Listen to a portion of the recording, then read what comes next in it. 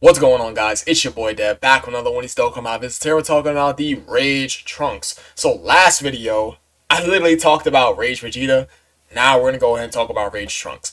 So Rage Trunks, you know what's funny? This guy actually does not seem like a bad linking partner for that Rage Vegeta, because look how many links they're sharing. Yeah, they're sharing Golden Warrior, they're sharing Super Saiyan, Royal Lineage, and Prepare for Battle. Him and Rage Vegeta does not sound like a bad combo. I really can't believe I overlooked this guy with the Rage Vegeta. What? Like, wow. That's so crazy. Let me take a look. He shares 4 links with this guy. Yeah, I literally just talked about this guy last video. Yeah, 4 key. That is definitely a good combo for sure, bro. So, let's talk about Rage Trunks. So, Rage Trunks comes out. What does he come out? A couple months after Battle Road is released on JP? Yeah. And then he comes out about a couple months after Battle Road is introduced on Global. So, this unit was definitely released to combat Battle Road, because he is a defensive option for Battle Road. This guy right next to Rage Vegeta, that actually does not sound like a bad combo at all. Really, don't get it twisted. This combo actually sounds pretty good. So, how does this unit perform during the Battle Road slash Mono type meta? I would say this unit performs well because this unit is a defensive unit, and defensive units were pretty much few and far between. I feel like defensive units weren't respected enough back in 2017 to 2018 because difficult content wasn't really, how do I say it? It doesn't have like the impact it does today. Now, of course, I know Battle Road left players like, oh my god, it's the hardest shit in the world. I remember people talking about it to me that Super Battle Road was the hardest content to ever release into Dokkan back at the time.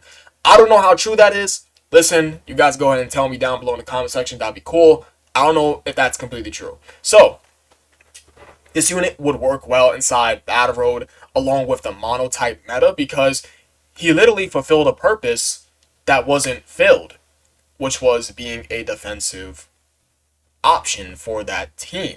And of course, a month later, for JP, they will go ahead and get the mono type Super Saiyan 4s, and this guy would literally fit on that team like a glove because he was a defensive option for that team. And he shared Super Saiyan and Prepare for Battle with him, and Fierce Battle with him too. So yeah, he was sharing Super Saiyan, Prepare for Battle, and Fierce Battle with that STR Super Saiyan 4 Goku. So this guy worked. This guy definitely worked. Yeah, he had a solid super attack that he gained 30% defense for 6 turns, which is definitely cool. 40% damage reduction, he gained 100 to up to 120% attack and defense. The less HP remaining, the more greater the stats boost. So this guy was good first time. He was a tank for Battle Road, which definitely worked out completely fine. And this guy was a tank for his monotype team, being the Mono STR team. So he did fine for his meta. I mean, it should be pretty obvious. Now, what is good and what is bad about him? Clearly, I'm not going to talk about how this unit will perform in the red zone, obviously. But, you can probably do a little funky run with running him in Metal Cooler Core. I'm just saying, hey, I'm just saying, if you want to do something crazy, go and do a little bit of a funky run. I'm telling you, you might be able to get something off. So, what's good, what's bad about this guy? I think what's good about this guy was the fact that he is literally the pinnacle of defense. Like, at the time, we really needed this back in 2017/2018 because there wasn't really defensive units around like that back at the time. So that was good. It was pretty good that this guy was fulfilling a purpose that was needed. Now, what is bad about this guy? I think what is bad about this guy was the fact that, I mean, he wasn't hitting hard at all. His attack stat was complete ass cheeks. But that didn't really matter because that wasn't the role he was going to fulfill anyways. Even though he does gain up to 120% attack and defense, he still wouldn't really hit that hard anyways because he had no sort of attack buff to go off of to make him hit a sort of decent attack stat regardless. Also, one thing to note about him is the fact that his defensive rainbow stat is super fucking low. Like, look at that. That's damn near, that's a shade under 8,000. Like, what the?